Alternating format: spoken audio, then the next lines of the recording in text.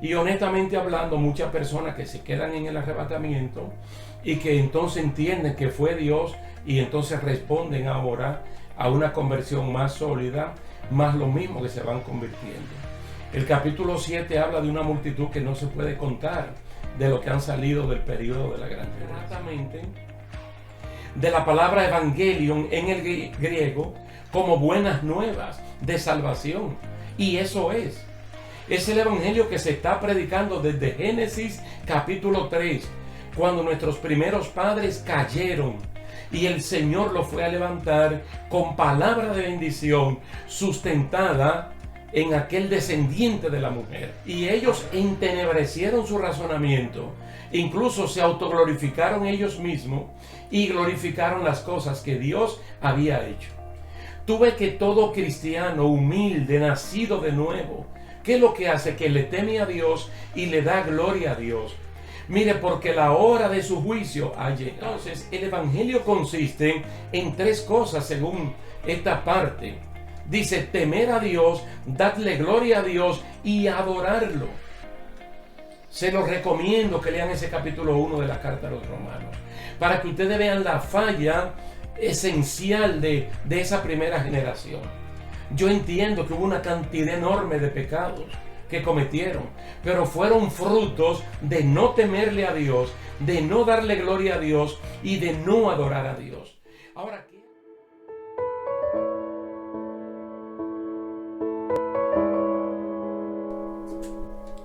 saludos y bendiciones, queridos hermanos. Aquí el pastor Pedro Julio para continuar con esta serie de estudios acerca del orden de los tiempos, basado fundamentalmente en el libro del Apocalipsis y utilizando también otros textos alternos. Nosotros quedamos pendientes para este día de hablar acerca de la batalla del Armagedón. La batalla del Armagedón, ustedes recordarán que cuando la sexta trompeta fue derramada sobre el río Éufrates, este se secó, un río de más de 2.700 kilómetros, para que sirviera de punto de referencia para los reyes del oriente de Israel poder llegar con cierta facilidad.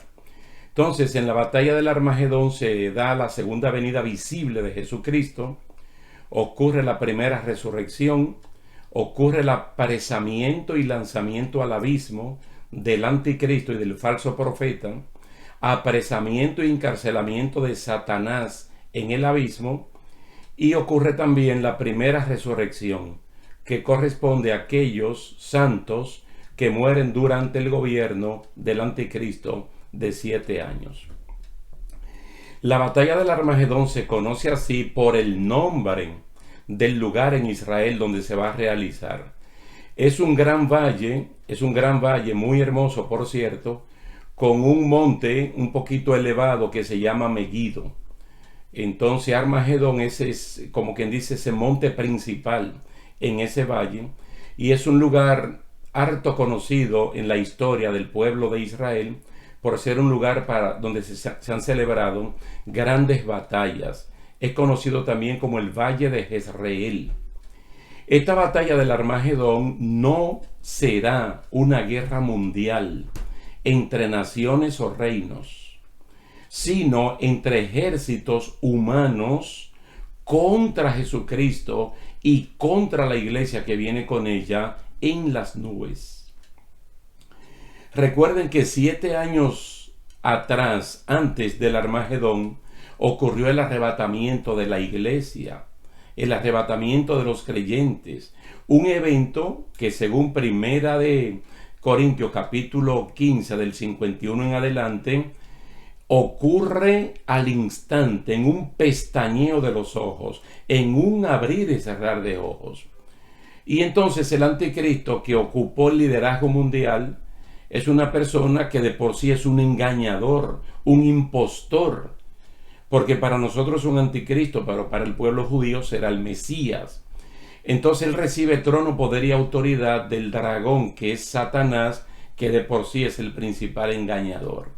Entonces el anticristo, durante su gobierno de 7 años, engaña a la gente diciendo otra cosa distinta a la ocurrida. Es decir, El gobierno que se levanta inmediatamente es arrebatada la iglesia. Jamás va a admitir que fue Cristo que vino a buscar la iglesia. Él podrá decir cualquier otra cosa, como por ejemplo que al desaparecerse la gente, niños, muertos, cadáveres, seres vivos en todas las áreas de la sociedad, que fueron extraterrestres, para luego poder justificar esta batalla del Armagedón, que como veremos más adelante, es incitada por 3 espíritus en forma de ranas que salen del dragón, del falso profeta y del anticristo.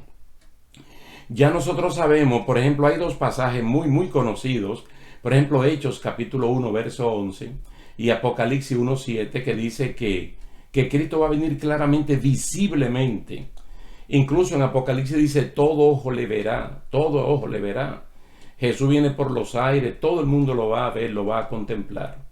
Los instigadores para ir a la batalla del Armagedón, como acabamos de decir, pues son el diablo, la bestia y el falso profeta.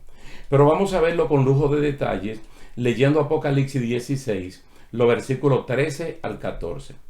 Y vi salir de la boca del dragón y de la boca de la bestia y de la boca del falso profeta 3 espíritus inmundos a manera de ranas, pues son espíritus de demonios que hacen señales y van a los reyes de la tierra en todo el mundo para reunirlos a la batalla de aquel gran día del Dios Todopoderoso. El versículo 16 del mismo capítulo 16 dice, y los reunió en el lugar que en hebreo se llama Armagedón, como si fuera el mismo Dios conduciéndolo a ese lugar, porque el Señor de la historia es Dios y su palabra se cumple al pie de la letra. En Apocalipsis 17:14 dice, pelearán contra el Cordero y el Cordero los vencerá, porque Él es Señor de señores y Rey de reyes, y los que están con Él son llamados y elegidos y fieles.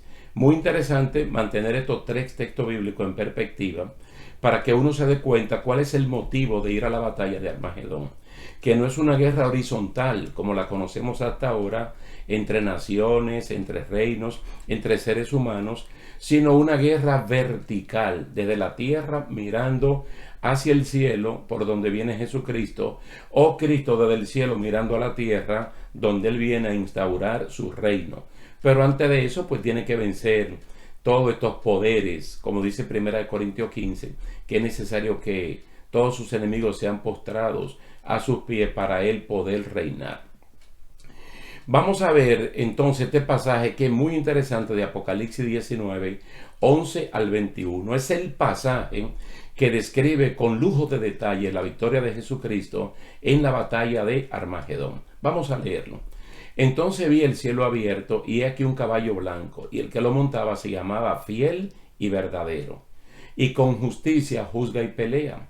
Sus ojos eran como llama de fuego, y había en su cabeza muchas diademas, y tenía un nombre escrito que ninguno conocía sino él mismo. Estaba vestido de una ropa teñida en sangre, y su nombre es el Verbo de Dios. Y los ejércitos celestiales, vestidos de lino finísimo, blanco y limpio, le seguían en caballos blancos. De su boca sale una espada aguda para herir con ella a las naciones, y él las regirá con vara de hierro.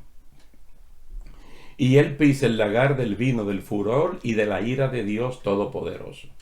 Y en su vestidura y en su muslo tiene escrito este nombre, Rey de reyes y Señor de señores. Y vi a un ángel que estaba en pie en el sol y clamó a gran voz, diciendo a todas las aves que vuelan en medio del cielo, venid y congregaos a la gran cena de Dios, para que comáis carnes de reyes y de capitanes, y carnes de fuertes, carnes de caballos y sus jinetes, y carnes de todos, libres y esclavos, pequeños y grandes. Noten aquí. Y vi a la bestia, a los reyes de la tierra y a sus ejércitos reunidos para guerrear contra el que montaba el caballo y contra su ejército. Mantengan allí el capítulo 17, que dice que pelearán contra el Cordero. Y la bestia fue apresada, y con ella el falso profeta, que había hecho delante de ella las señales con las cuales había engañado a los que recibieron la marca de la bestia y habían adorado su imagen. Estos dos fueron lanzados vivos dentro de un lago de fuego que arde con azufre, y los demás fueron muertos con la espada que salía de la boca del que montaba el caballo, y todas las aves se saciaron de las carnes de ellos. Quiero recordarle que en este punto se cumple literalmente una parte de 2 Tesalonicenses capítulo 2, cuando está hablando de que el misterio de iniquidad en el momento actual presente está operando para manifestar al inicuo, al hombre de pecado, pero no lo manifiesta ahora porque alguien se lo impide, que es la presencia del Espíritu Santo como el consolador de la iglesia y como el que convence de pecado al mundo, y la misma presencia de la iglesia. Pero removida la iglesia ya no hay oposición, entonces se manifestará aquel inicuo al cual el Señor matará con el resplandor de su venida. Esto se cumple visiblemente en la batalla del Armagedón. Pero también de forma literal se cumple Daniel capítulo 2, versos 34 y 35. Y también del 44 al 45. Porque allí está hablando de reinos humanos y el reino del anticristo es el último de ellos. Entonces te dice en esa visión de Nabucodonosor de Daniel capítulo 2, cuando la piedra no cortada con mano de hombre, que es el gobierno de Jesucristo, viene, que es justamente en el Armagedón. Y también Daniel 7, 13 al 28. Ustedes lo pueden leer en sus hogares detenidamente. Allí entonces se ve al anciano de días, que Dios el Padre, y al Hijo del Hombre que viene en una nube. Entonces, y los santos a los cuales les he entregado ese reino. Batalla de Armagedón. Entonces ya vemos aquí que tanto el líder mundial, esa bestia, que la gente decía quién como ella y quién podrá luchar contra ella, ahora ya está en el lago de fuego, junto con el falso profeta. Pero ¿qué pasa con Satanás? Satanás preso en la cárcel del abismo. Vamos a verlo. Vi a un ángel que descendía del cielo con la llave del abismo y una gran cadena en la mano, y prendió al dragón, la serpiente antigua, que es el diablo y Satanás, y lo ató por 1000 años. Eso está en Apocalipsis capítulo 20, versículo 1 y 2. Por eso es que uno le dice al pueblo de Dios, mira, en el momento que yo le estoy hablando, nosotros tenemos poder y autoridad de parte del Señor para reprender, pero no tenemos poder de parte de Dios para atar ni al diablo ni a ningún demonio.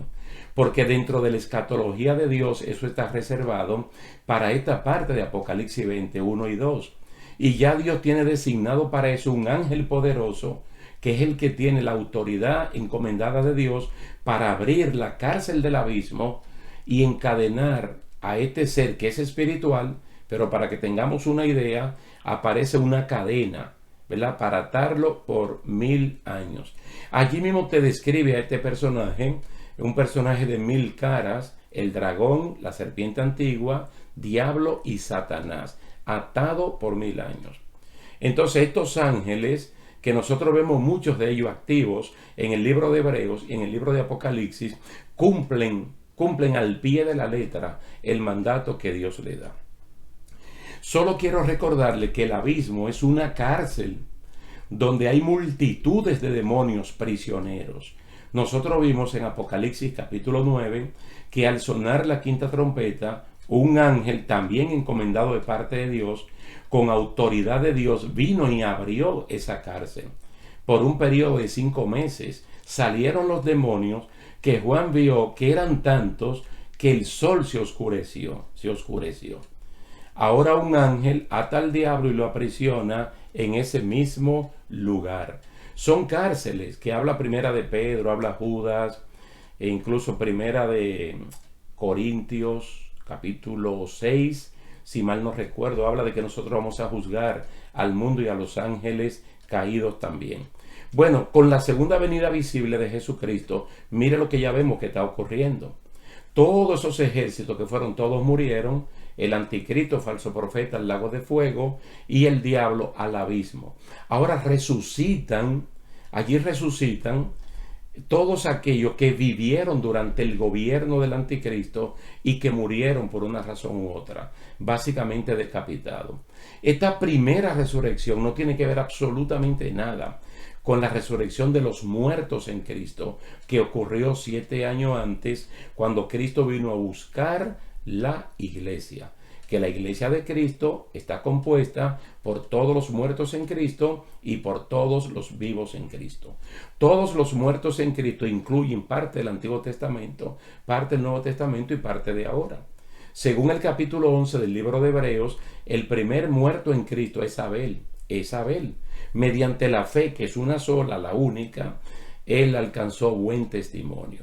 Solo que lo que Dios le prometió no se lo dio, para que no haya un grupo perfeccionado adelante y otro después. Pero miren, esta persona, según Apocalipsis capítulo 5, verso 9 al 11, mire lo que dice cuando se abre el quinto sello. Vi bajo el altar las almas de los que habían sido muertos por causa de la palabra de Dios y por el testimonio que tenían. En cualquier época, por eso es que la gente se salva. Es por eso. Dice, y clamaban a gran voz diciendo, ¿hasta cuándo, Señor santo y verdadero, no juzgas y vengas nuestra sangre en los que moran en la tierra? ¿Y qué le contestaron? Se le dieron vestiduras blancas y se les dijo que descansasen todavía un poco de tiempo hasta que se completara el número de sus consiervos y sus hermanos, que también habían de ser muertos como ellos. Es decir, estas personas están debajo del altar, ya no van al paraíso porque eso se vació en el arrebatamiento de la iglesia, pero están en un lugar de descanso. Pero ellos están preguntando, ¿y hasta qué tiempo vamos a estar aquí? Y no ocurre en nosotros la resurrección. Y le dijeron, tienen que esperar tiempo porque otros también van a ser muertos, igual que ustedes. Es decir, decapitados, como dice Apocalipsis 20, 4 y 5. Veámoslo de una vez. Dice, y vi tronos y se sentaron sobre ellos los que recibieron facultad de juzgar. Y vi las almas de los decapitados por causa del testimonio de Jesús y por la palabra de Dios, los que no habían adorado a la bestia ni a su imagen, y que no recibieron la marca en sus frentes ni en sus manos, y vivieron y reinaron con Cristo 1000 años. Pero los otros muertos no volvieron a vivir hasta que se cumplieron 1000 años. Y allí clarifica bien y dice, esta es la primera resurrección. Quiere decir que el gobierno milenial de Jesucristo es el gran evento que va a dividir la primera resurrección de la segunda resurrección. ¿Quiénes son los que resucitan en la primera resurrección? Todos aquellos que viven en el gobierno del anticristo. En el gobierno del anticristo de 7 años.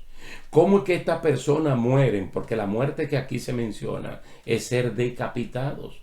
Entonces, ellos tal vez lo amenazan de darle vida o de quitársela si adoran a la bestia y no adoran a Cristo.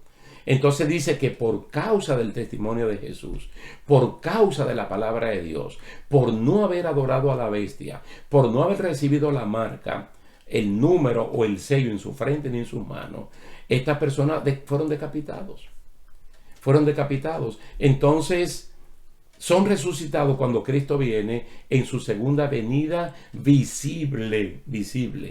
Entonces ellos, juntamente con la iglesia de Cristo, que fue arrebatada 7 años atrás, ahora vamos a reinar, vamos a gobernar en esta misma tierra, en lo que se llama el gobierno del anticristo, de Jesucristo, perdón. El gobierno milenial de Jesucristo. Una vez más, cuando vayamos a explicar el gobierno milenial de Cristo, mentalmente vamos a ir a Daniel 2 y a Daniel 7, para que uno vea el reinado del Hijo del Hombre que viene en las nubes, o de la piedra que no fue cortada con mano de hombre. Ahora noten aquí la precisión. Los muertos sin salvación, dice, pero los otros muertos no volvieron a vivir hasta que se cumplieron 1000 años. Está hablando de los muertos sin salvación que se siguen acumulando para resucitar en lo que se llama la segunda resurrección y de ahí asistir al juicio del gran trono blanco. Se lo voy a poner en esta perspectiva, miren. Que nosotros sepamos escrituralmente, la primera persona que muere con salvación es Abel. La Biblia da testimonio de Abel por todas partes. Comenzando con el mismo Génesis capítulo 4, cuando él hace la ofrenda. Cuando hace la ofrenda, que a Dios le agradó tanto su ofrenda como la actitud de él. Sabemos que murió por una causa noble y justa. Su hermano, que se siente mal porque Dios lo rechazó por la actitud, no por la ofrenda, sino por lo que había en su corazón. En vez de arrepentirse, en vez de cambiar, es lo que hace que mata a una persona completamente inocente. Y es una sangre que estaba clamando a Dios. Por eso el Señor salió detrás de Caín para preguntarle por lo que había hecho. Bueno, el primer muerto sin salvación, escrituralmente, yo no sé. Pero hay uno, porque todo esto es una historia. Y la historia tiene un principio y tiene un final. Por lo menos la historia bíblica, porque es lineal. Tiene un principio, tiene un final, no es cíclica. Aunque hayan eventos que se repiten, se parecen. Entonces, ese primer muerto sin salvación está allí en el lugar de tormento desde el día que murió. Y han pasado cientos y miles de años y se siguen acumulando, se siguen acumulando, se siguen acumulando y se siguen acumulando. Cuando la trompeta sonó para el Señor levantar, arrebatar a la iglesia, dice claramente en ambas cartas, Primera Tesalonicenses, capítulo 4, y Primera de Corintios, capítulo 15, está hablando de los muertos en Cristo, de los que son de Él. Entonces, esos son los que son resucitados, y son resucitados con un poder y una autoridad tan grande, que nosotros ya hemos explicado la palabra keleusma, que es la palabra voz de mando que aparece en esa primera carta a los tesalonicenses, porque tiene que ser alguien que tenga tanto, pero tanto poder, que pueda traer a la vida un muerto antiquísimo, resucitarlo, pero resucitarlo para que nunca más vuelva a morir. ¿Por qué le digo esto? Miren, nosotros sabemos escrituralmente que tanto Eliseo como Elías, el Señor Jesucristo, Pablo y Pedro, por lo menos sabemos de esos 5, resucitaron. Fueron instrumentos mediante los cuales se operó el poder de Dios y resucitaron muertos. Muertos que ya tenían cierto tiempo, como es el caso de Lázaro, o de aquellos que son mencionados en Mateo capítulo 27, que dice que salieron después de la resurrección de Cristo.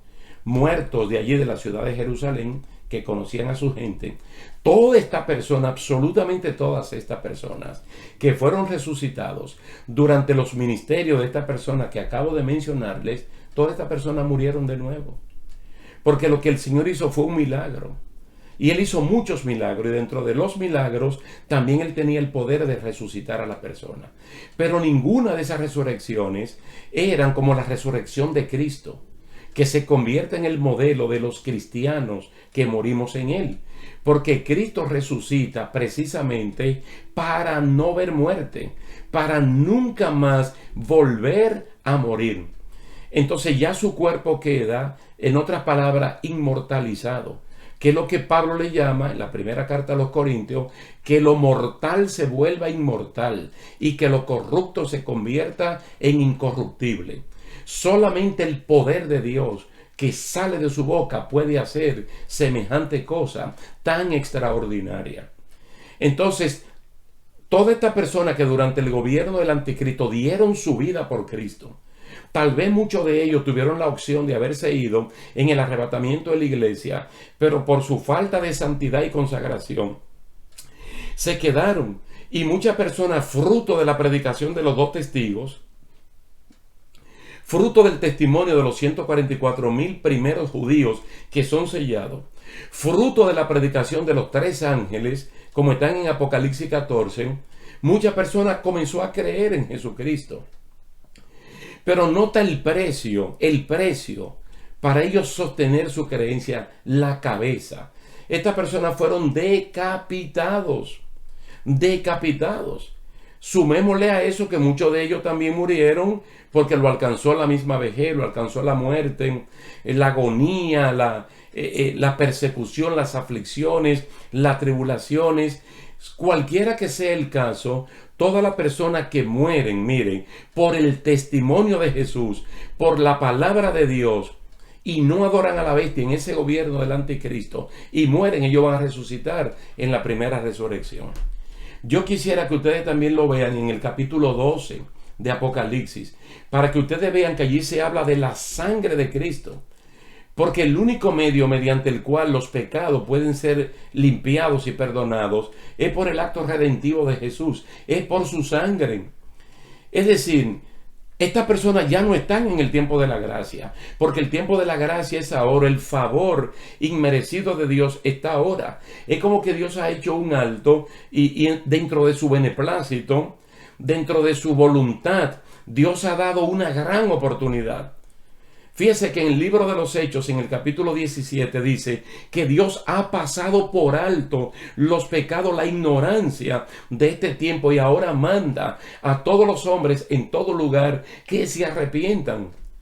Y Romanos capítulo 10, verso 13, que Pablo lo toma de Joel capítulo 2, el verso 13 dice: todo aquel que invocar el nombre del Señor será salvo.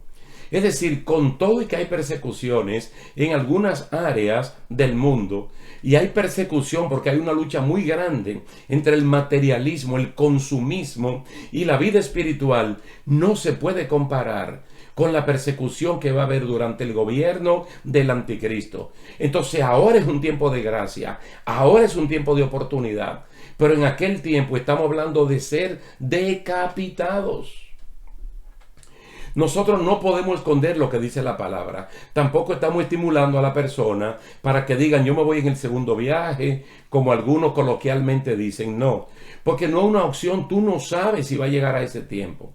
Lo que la Biblia te dice es que ahora te santifiques y te purifiques como Cristo es puro. Pero el capítulo 7 de Apocalipsis también es extraordinario, porque allí a Juan le presentan una multitud grande de personas. Y le dicen: Juan, ¿quiénes son estas personas? ¿De dónde han venido? Él dice: yo no lo sé. Y le dice: estos son los que han venido de la gran tribulación y han lavado su ropa en la sangre del Cordero. Tú ves, tanto el capítulo 7 de Apocalipsis como el capítulo 12, como aquí el capítulo 20, te habla del testimonio, te habla de la palabra, te habla de la sangre de Jesucristo, que es lo que ahora mismo uno tiene que sostener y que mantener por nuestro propio bien. Así es, queridos hermanos, que no nos dejemos turbar por ninguna corriente de doctrina, y las personas se sienten amos y señores de las redes sociales y escriben cualquier cosa, especialmente de una supuesta tercera guerra mundial que ellos ven que está en el horizonte. Entonces la confunden con Armagedón. Tenga presente que Armagedón no es ninguna tercera guerra mundial. Que Armagedón no es una guerra de gente contra gente, que no es una guerra de pueblo contra pueblo, nación contra nación. Armagedón es una batalla entre ejércitos humanos contra Jesucristo y la iglesia, que vienen por los aires, por las nubes, en su segunda venida visible. Bendito sea el nombre del Señor. Así es que damos gracias a Dios, gracias a ustedes por su atención prestada, y en la próxima ocasión entonces vamos a estar hablando de ese gobierno milenial de Jesucristo, y vamos a ver sobre quiénes gobierna la iglesia y los que fueron resucitados en esta primera resurrección. La diezmada población que quedó y los pocos salvos que encontramos que no murieron, sobre qué tipo de personas vamos a reinar, qué va a pasar al final de los 1000 años. Y bueno, vamos a ver esa parte muy interesante dentro de la escatología del Señor. Así es que Dios le bendiga, Dios le guarde, y hasta la próxima.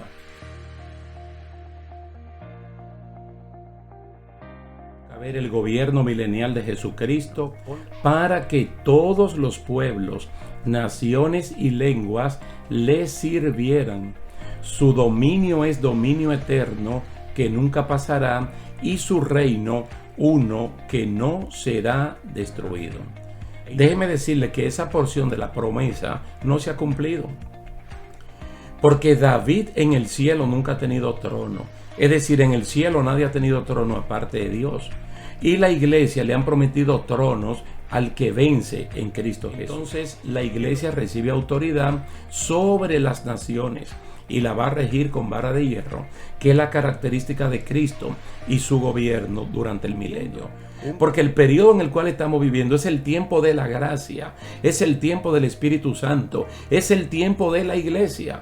Y aunque nosotros sufrimos persecuciones, aflicciones, tribulación, padecimiento, no vamos a pasar lo que se llama la gran tribulación.